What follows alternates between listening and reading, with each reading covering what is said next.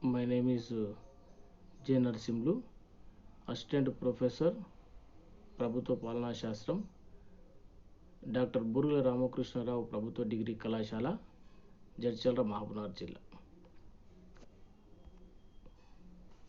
Today we will discuss in this class Union Public Service Commission. ఈ క్లాస్లో union public service commission గురించి చర్చించుకుంటాం. UPSC చర్చ కంటే ముందు మనం కొంత హిస్టారికల్ బ్యాక్గ్రౌండ్ కూడా తెలుసుకోవాల్సిన అవసరం ఉంది. భారతదేశం 1947 స్వాతంత్రం పొందినప్పుడు బ్రిటిష్ వారే, అంటే 47 కంటే ముందు బ్రిటిష్ వారే పరీక్షలు నిర్వహించడం అనేది, పోటీ పరీక్షలు నిర్వహించడం అనేది జరుగుతూ ఉండే. అయితే 1946లో రాజ్యాంగ పరిషత్తు ఏర్పాటు కావడం, రాజ్యాంగాన్ని 2 సంవత్సరాల 11 నెలల 18 రోజులు రాజ్యాంగాన్ని రచించడం, ఆమోదించడం, 1950 నుంచి 1950 జనవరి 26 నుంచి రాజ్యాంగం అమల్లోకి రావడం కూడా జరిగింది.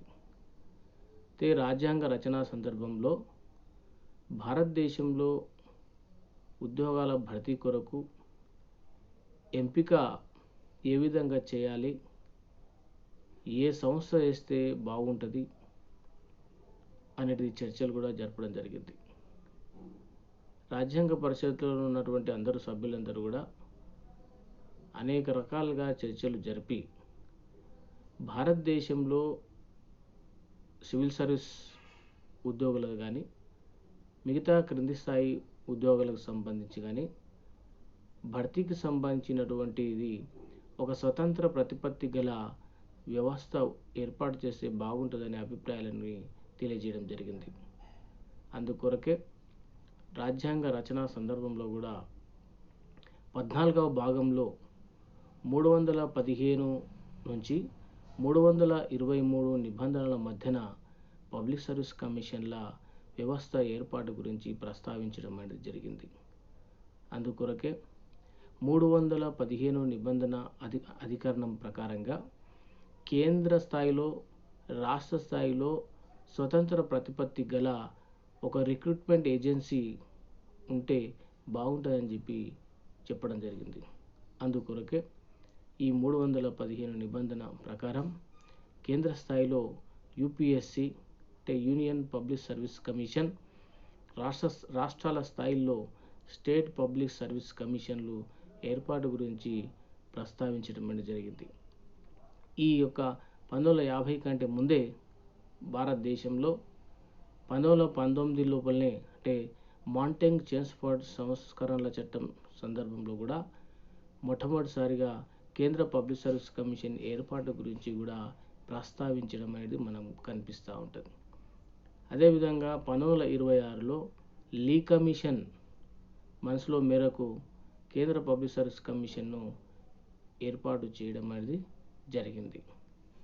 తర్వాత 1935 చట్టం మేరకు 1935 చట్టం ద్వారా కేంద్ర పబ్లిక్ సర్వీస్ కమిషన్ పేరుని ఫెడరల్ పబ్లిక్ సర్వీస్ కమిషన్గా మార్చడం జరిగింది.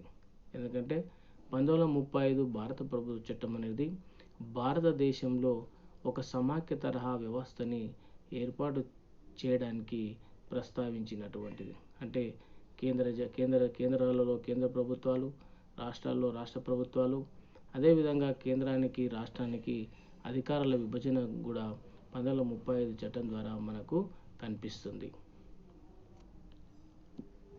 మరి కేంద్ర స్థాయిలో యూపీఎస్సి నిర్మాణం ఎట్లా ఉంటుంది?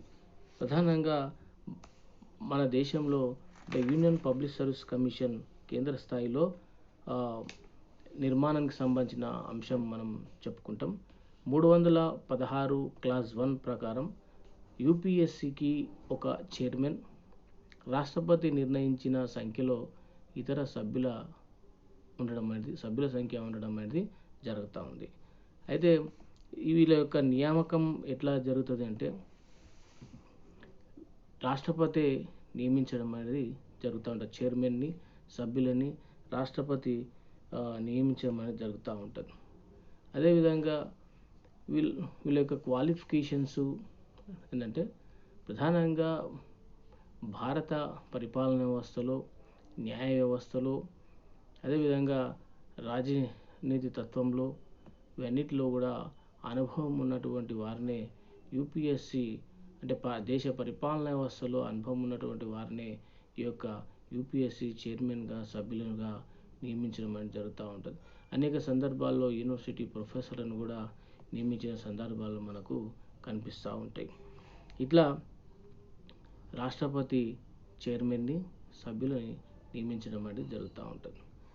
అదేవిధంగా వీరి యొక్క పదవీ కాలం సాధారణంగా 6 సంవత్సరాలు ఉంటుంది, లేదా 65 సంవత్సరాలు. అంటే 6 సంవత్సరాలు పూర్తి కావాలి, లేదా 65 సంవత్సరాలు వయసు నిండి వరకు కూడా పదవిలో కొనసాగడం అనేది జరుగుతూ ఉంటుంది.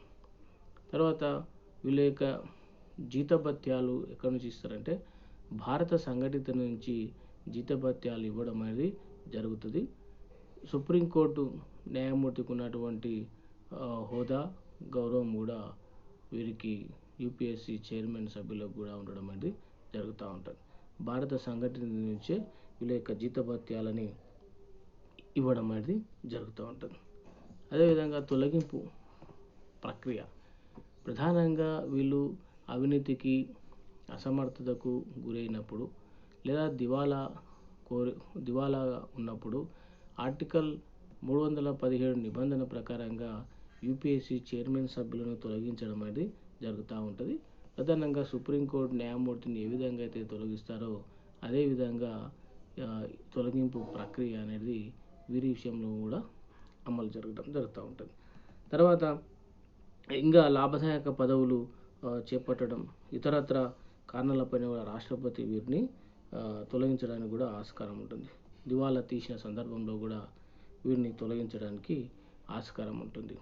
ఇట్లా రాష్ట్రపతి అంటే సుప్రీంకోర్టు న్యాయమూర్తిని తొలగించడానికి ఏ విధానాన్ని అయితే అవలంబిస్తారో అదే విధానాన్ని కూడా తొలగించడం అనేది జరుగుతూ ఉంటుంది. తర్వాత అంటే ఈ ప్రధానంగా సుప్రీంకోర్టు న్యాయమూర్తి చేత విచారణ జరిపి, అంటే అవినీతికి పాల్పడ్డట్టు కానీ, దివాలాకు సంబంధించి కానీ, లేదా లాభదాయక పదవులు చేపట్టడం విషయంలో కానీ ఇవన్నిటి అంటే ఏది తొలగించాలని ఒకవేళ ఈ కారణాల చేత ఒకవేళ ఆయన ఉన్నట్లయితే సుప్రీంకోర్టు న్యాయమూర్తి చేత విచారణ చేయించి రాష్ట్రపతి వీరిని పదవి నుంచి తొలగించడం అనేది జరుగుతూ ఉంటుంది. అదేవిధంగా స్వతంత్ర ప్రతిపత్తి ఉండడం అనేది జరుగుతూ ఉంటుంది.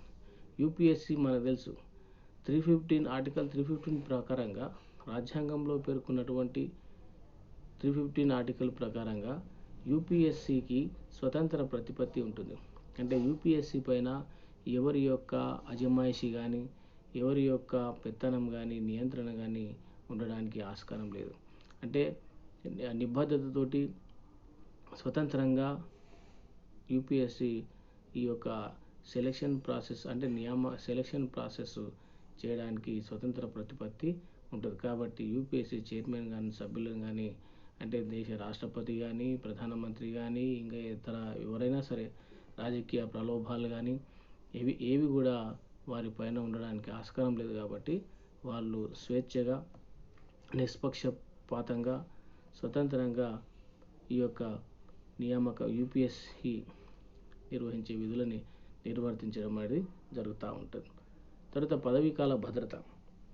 యూపీఎస్సి చైర్మన్ సభ్యులకు పదవీకాల భద్రత అనేది ఉంటుంది.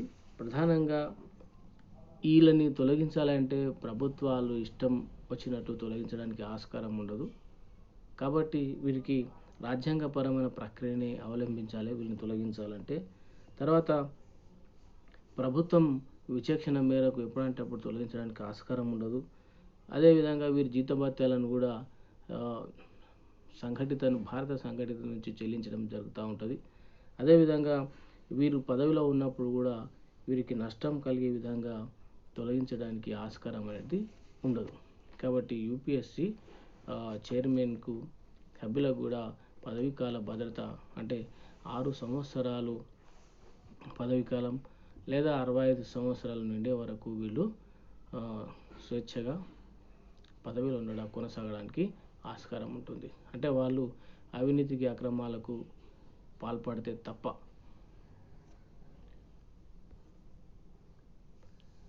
తర్వాత యూపీఎస్సి ఏం చేస్తుంది మరి? యూపీఎస్సి యొక్క విధులు ఏంటిది అంటే ప్రధానంగా యూపీఎస్సి ఏం చేస్తాడు? యూనియన్ పబ్లిక్ సర్వీస్ కమిషన్ విధులు ఏంటంటే అఖిల భారత సర్వీసులకు కేంద్ర సర్వీసులకు పోటీ పరీక్షలు నిర్వహించి ఎంపిక చేస్తుంది. అఖిల భారత సర్వీసులు అంటే ఆల్ ఇండియా సర్వీసులు. ఆల్ ఇండియా సర్వీసులు ఏమేమి ఉన్నాయంటే IAS, IPS, Indian forest service. ఈ 3 కూడా అఖిల భారత సర్వీసుల కిందికి వస్తాయి. కేంద్ర సర్వీసులు అంటే ఏంటంటే Indian revenue service, Indian postal service, Indian railway service, Indian audit and account service, Indian foreign service, ఇవన్నీ కూడా కేంద్ర సర్వీసుల కిందకే వస్తాయి. కాబట్టి ప్రతి సంవత్సరం నోటిఫికేషన్ని జారీ చేసి దరఖాస్తులను స్వీకరించి ప్రిలిమినరీ పరీక్ష నిర్వహించి అంటే ప్రాథమిక పరీక్ష నిర్వహించి మెయిన్స్ పరీక్ష నిర్వహించి ఇంటర్వ్యూలను కూడా నిర్వహించడం అనేది జరుగుతూ ఉంది.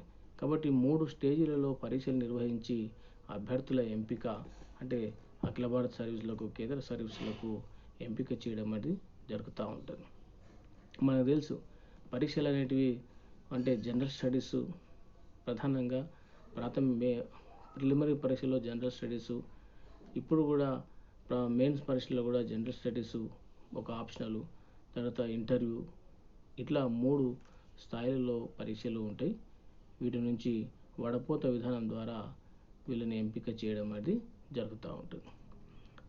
రెండవ విధి ఏంటంటే అఖిల భారత సర్వీసులకు కేంద్ర సర్వీసులకు సంబంధించిన నియామకాలను, ప్రమోషన్లు, బదిలీలు, క్రమశిక్షణ చర్యలు రాష్ట్రపతికి సలహా ఇస్తుంది. అంటే ఈ ఆల్ ఇండియా సర్వీసులకు సంబంధించి కేంద్ర సంబంధించినటువంటి నియామకాలకు సంబంధించి, అపాయింట్మెంట్కు సంబంధించి, తర్వాత ప్రమోషన్లకు సంబంధించి, తర్వాత బదిలీలకు సంబంధించి, క్రమశిక్షణ చర్యలకు సంబంధించి, డిసిప్లినరీ యాక్షన్కి సంబంధించి, ప్రమోషన్స్కి సంబంధించి, అంటే పదోన్నతికి సంబంధించి, నియామలకు సంబంధించి రాష్ట్రపతికి ఎప్పటికప్పుడు సలహా ఇవ్వడం అనేది జరుగుతూ ఉంటుంది. అదేవిధంగా రాష్ట్రాల గవర్నర్లు కోరితే రాష్ట్ర పబ్లిక్ సర్వీస్ కమిషన్ విధులను కూడా యూపీఎస్సీ నిర్వహించడానికి అవకాశం ఉంటుంది. ఎందుకంటే కొన్ని రాష్ట్ర ప్రభుత్వాల యొక్క కొన్ని రాష్ట్రాల్లో ఉన్నటువంటి పబ్లిక్ సర్వీస్ కమిషన్లు ఒకవేళ వాళ్ళు పరీక్షలు నిర్వహించే పరిస్థితులు లేనప్పుడు ఆయా రాష్ట్రాల గవర్నర్లు యూపీఎస్సీని కోరితే యూపీఎస్సీ ఆయా కోరినటువంటి రాష్ట్రాల యొక్క సెలెక్షన్ ప్రాసెస్ ఆ రాష్ట్ర పబ్లిక్ సర్వీస్ కమిషన్ చేసే విధులను కూడా ఈ యూపీఎస్సీ నిర్వహించడం అనేది జరుగుతూ ఉంటుంది. తర్వాత ఇంకొక విధి ఏంటంటే కేంద్ర ప్రభుత్వ ఉద్యోగుల పెన్షన్లు, సర్వీస్లో ఉన్నప్పుడు వారికి జరిగే నష్టాలకు సంబంధించి కేంద్రానికి సలహా ఇస్తుంది. ప్రధానంగా సెంట్రల్ గవర్నమెంట్ ఎంప్లాయీస్ యొక్క పెన్షన్లకు సంబంధించి, సర్వీస్లో వాళ్ళకి ఏమైనా డిసిప్లినరీ యాక్షన్స్కి సంబంధించి, అదేవిధంగా ఎలాంటి ఆర్థికపరమైన నష్టాలకు సంబంధించి అయినా సరే వాటికి సంబంధించి కూడా యూపీఎస్సీ సలహా ఇవ్వడం అనేది జరుగుతూ ఉంటుంది. తర్వాత యూపీఎస్సీ తన యొక్క వార్షిక నివేదికను ప్రతి సంవత్సరం అంటే 323 ఆర్టికల్ ప్రకారంగా ప్రతి సంవత్సరం యూపీఎస్సీ వార్షిక నివేదికను రాష్ట్రపతికి సమర్పిస్తుంది. రాష్ట్రపతి తిరిగి ఆయన పార్లమెంటు పరిశీలనకు పంపడం అనేది జరుగుతూ ఉంటుంది. అయితే పార్లమెంటు ఈ యొక్క యూపీఎస్సీ నివేదిక పైన సూచనలు ఇవ్వవచ్చు, ఇవ్వకపోవచ్చు. ఈ సలహాలని పాటించవచ్చు, పాటించాలని చెప్పకపోవచ్చు. అయితే యూపీఎస్సీ ఇచ్చినటువంటి నివేదికలు అన్నీ కూడా సలహా రూపకమైన అడ్వైజరీ పరమైనగానే పరిగణించవలసి ఉంటుంది. తర్వాత మనకు యూపీఎస్సీ చైర్మన్లుగా అనేక మంది కొనసాగడం జరిగింది. మొట్టమొదటి యూపీఎస్సీ చైర్మన్గా మనకు హెచ్కే కృపలాని 1947 నుంచి 49 వరకు కొనసాగిండు. రెండవ చైర్మన్ ఆర్ఎస్ బెనర్జీ 1949 నుంచి 55 వరకు. 1955 వరకు కొనసాగాడు. మూడవ చైర్మన్ ఎన్ గోవిందరాజన్ 1955 నుంచి 55 విఎస్ హెజ్మాది 55 నుంచి 61 మధ్యన, విఎన్ ఝా 1961 నుంచి 67, ఆర్కే ధాంబ్లే 1967 నుంచి 71, ఆర్సిఎస్ సర్కార్ 1971 నుంచి 73, డాక్టర్ ఏఆర్ కిద్వాయ్ 1973 నుంచి 79, డాక్టర్ ఎంఎల్ సహారే 79 నుంచి 85, హెచ్కేఎల్ కపూర్ 1985 నుంచి 90, జేపీ గుప్తా 1990-92 మధ్యన, శ్రీమతి ఆర్యం బాత్యూ 1992 నుంచి 96, ఎన్జేఎస్ చత్వాల్ 1996 నుంచి 96 మధ్యనే కొన్ని రోజులే, జేఎం ఖురేషి 1996 నుంచి 98, లెఫ్టినెంట్ జనరల్ సురేంద్రనాథ్ 1998 నుంచి 2002 వరకు, పిసి హోతా 2002 నుంచి 2003 మధ్యన, మాతా ప్రసాద్ 2003 నుంచి 2005 వరకు, డాక్టర్ ఎస్ఆర్ హోసిం 2005 నుంచి 2006 మధ్యన, గురుబచన్ జగత్ 2006 నుంచి 2007, సుబీర్ దత్తా 2007 నుంచి 2008, డిపి అగర్వాల్ 2008 నుంచి 2014 వరకు, శ్రీమతి రజనీ రజ్దాన్ 2014 నుంచి ఆగస్టు నుంచి నవంబర్ 14 వరకు, దీపక్ గుప్తా 2014 నుంచి, ప్రస్తుతం అరవింద్ సక్సేనా 2018 జూన్ నుంచి కొనసాగడం అనేది జరుగుతూ ఉంది. ఇట్లా కేంద్ర స్థాయిలో యూపీఎస్సి ప్రధానంగా ఆల్ ఇండియా సర్వీసులకు, కేంద్ర సర్వీసులకు ప్రతి సంవత్సరం కూడా పోటీ పరీక్షలను నిర్వహించి ఎంపిక చేయడం అనేది జరుగుతూ ఉంది. కాబట్టి ఇప్పటి వరకు కూడా భారతదేశంలో యూపీఎస్సి పటిష్టవంతంగా, సమర్థవంతంగా పరీక్షలు నిర్వహించి IAS, IPS, IFS, IRS, Indian audit and account service, ఇట్లా అనేక పదవులకు అభ్యర్థులని ఎంపిక చేసి ఇవ్వడం అనేది జరుగుతూ ఉంది. కాబట్టి యూపీఎస్సి పాత్ర అమోఘమైనటువంటిది. అదేవిధంగా రాష్ట్ర స్థాయిలో కూడా రాష్ట్ర పబ్లిక్ సర్వీస్ కమిషన్లు ఏర్పాటు చేయడం జరిగింది. భారత రాజ్యాంగంలో 14వ భాగంలో 315 నుంచి 323 మధ్యన ఈ యొక్క స్టేట్ పబ్లిక్ సర్వీస్ కమిషన్ల యొక్క నిర్మాణం, విధుల గురించి ప్రస్తావించడం అనేది మనకు అనిపిస్తూ ఉంటుంది. ఇంతకు మొదలే చెప్పినట్లు 315 నిబంధన ప్రకారంగా ప్రతి రాష్ట్రానికి కూడా ఒక రాష్ట్ర పబ్లిక్ సర్వీస్ కమిషన్ ఉంటుందని ప్రస్తావించడం జరిగింది. మరి రాష్ట్ర పబ్లిక్ సర్వీస్ కమిషన్ నిర్మాణం ఎట్లా ఉంటుంది, అర్హతలు ఏంటిది, వారిని ఎట్లా తొలగిస్తారు, వాళ్ళ యొక్క పదవీ కాలం, వాటికి సంబంధించిన అంశాలు మనం ఇప్పుడు చర్చించుకుంటాం. ప్రధానంగా రాష్ట్ర పబ్లిక్ సర్వీస్ కమిషన్ చైర్మన్ ఇతర సభ్యులతోటి కూడి ఉంటుంది. ఒక చైర్మన్ ఇతర సభ్యులని గవర్నర్ నిర్ణయించిన మేరకు, ఇతర సభ్యుల సంఖ్య గవర్నర్ నిర్ణయించిన మేరకు ఉండడం అనేది జరుగుతూ ఉంది. మరి వీళ్ళ క్వాలిఫికేషన్స్ ఏంటివి అన్నప్పుడు ప్రధానంగా రాష్ట్ర పరిపాలన అనుభవం, న్యాయపరమైనటువంటి అంశాల్లో అనుభవం, సర్వీస్కు సంబంధించినటువంటి విషయాల్లో అనుభవం, ఇట్లా దేశ పరిపాలనా వ్యవస్థలో ఉన్న అనుభవం ఉన్నటువంటి వారిని, పండితులని, మేధావులని మాత్రమే. తర్వాత మనం చూస్తూ ఉంటాం, ప్రస్తుతం తెలంగాణ రాష్ట్ర పబ్లిక్ సర్వీస్ కమిషన్ చైర్మన్గా ప్రొఫెసర్ గంటా చక్రపాణి గారిని Ambedkar open university professor, sociology professor అయినటువంటి గంటా చక్రపాణి గారు కొనసాగడం జరుగుతూ ఉంది. ఇట్లా చాలా సందర్భాల్లో యూనివర్సిటీలకు సంబంధించినటువంటి ప్రొఫెసర్లని కూడా నియామకం చేసిన సందర్భాలు మనం చూస్తూ ఉంటాం, ఉదాహరణలుగా చెప్తూ ఉంటాం. ఇట్లా మేధావులని నియామకం చేయడం అనేది జరుగుతూ ఉంటుంది. తర్వాత తొలగింపు ఎట్లా అన్నప్పుడు యూపీఎస్సి చైర్మన్ సభ్యులను తొలగించినట్లే రాష్ట్ర స్థాయిలో కూడా అవినీతి అక్రమాలకు పాల్పడ్డప్పుడు, దివాలా తీసినప్పుడు వీరిని తొలగించడం అనేది జరుగుతూ ఉంటుంది. నియామకం చేసే సందర్భంలో గవర్నర్ నియామకం చేసినప్పటికీ తొలగించడం మాత్రం యూపీఎస్సీ చైర్మన్ సభ్యులను సుప్రీంకోర్టు న్యాయమూర్తులను ఏ విధంగా అయితే తొలగిస్తారో అదే విధంగా తొలగించడం అనేది జరుగుతూ ఉంటుంది. అదేవిధంగా మరి వీళ్ళ పదవీ కాలం ఎన్ని సంవత్సరాలు అన్నప్పుడు పదవీ కాలం 6 సంవత్సరాలు లేదా 62 సంవత్సరాలు నిండే వరకు వీరు పదవిలో ఉండడం అనేది జరుగుతూ ఉంటుంది. అయితే ప్రధానంగా యూపీఎస్సీ చైర్మన్ సభ్యుల వలె వీరికి కూడా స్వతంత్ర ప్రతిపత్తి ఉండడం అనేది జరుగుతూ ఉంటుంది. వీరి యొక్క చైర్మన్ వీరు రాజీనామాలు చేయాలనుకున్నప్పుడు రాష్ట్ర గవర్నర్కు సమర్పించడం అనేది జరుగుతూ ఉంటుంది. వీరు పదవీ కాలంలో ఉన్నప్పుడు కూడా వీరికి కూడా నష్టం కలిగే విధంగా ఎలాంటి చర్యలు తీసుకోవడానికి ఆస్కారం లేదు. రాష్ట్ర స్థాయిలో స్టేట్ పబ్లిక్ సర్వీస్ కమిషన్ అనేది స్వతంత్ర ప్రతిపత్తితోటి పనిచేయడం అనేది జరుగుతూ ఉంటుంది. మరి స్టేట్ పబ్లిక్ సర్వీస్ కమిషన్లు ఏం చేస్తాయి అంటే ప్రధానంగా మనం చూస్తూ ఉంటాం. ఉదాహరణకు తెలంగాణ రాష్ట్ర పబ్లిక్ సర్వీస్ కమిషన్ ఏ అధికారాలు విధులు ఏంటివి అంటే రాష్ట్ర సర్వీసుల్లో గ్రూప్ 1, గ్రూప్ 2, గ్రూప్ 3, గ్రూప్ 4 వివిధ ఉద్యోగాలకు పోటీ పరీక్షలు నిర్వహిస్తుంది.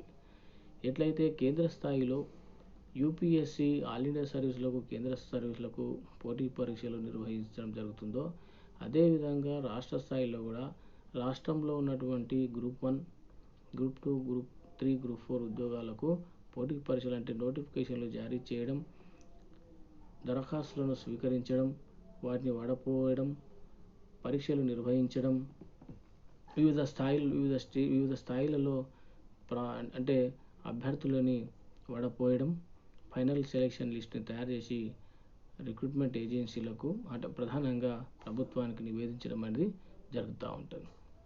కాబట్టి మన రాష్ట్రం విషయానికి వస్తే గ్రూప్ 1 ప్రధానంగా గ్రూప్ 1 ఉద్యోగాలు అంటే డిప్యూటీ కలెక్టర్ కానీ, డిఎస్పీ కానీ, కమర్షియల్ ట్యాక్స్ ఆఫీసర్లు కానీ, తర్వాత ఎక్సైజ్ సూపరింటెండెంట్లు కానీ, తర్వాత డిస్ట్రిక్ట్ రిజిస్ట్రార్స్ కానీ ఇట్లా అనేక ఉద్యోగాలు గ్రూప్ 1 ద్వారా భర్తీ చేయడం అనేది జరుగుతూ ఉంది. తర్వాత గ్రూప్ 2 ద్వారా మన దగ్గర తెలంగాణ రాష్ట్రంలో డిప్యూటీ తహసీల్దార్లు కానీ, ఎక్సైజ్ ఎస్ఐలు కానీ, ఏసీటీఓలు కానీ, తర్వాత ఇంకా ఎంసీఆర్ అనేక ఉద్యోగాలు ఈ గ్రూప్ 2 ద్వారా భర్తీ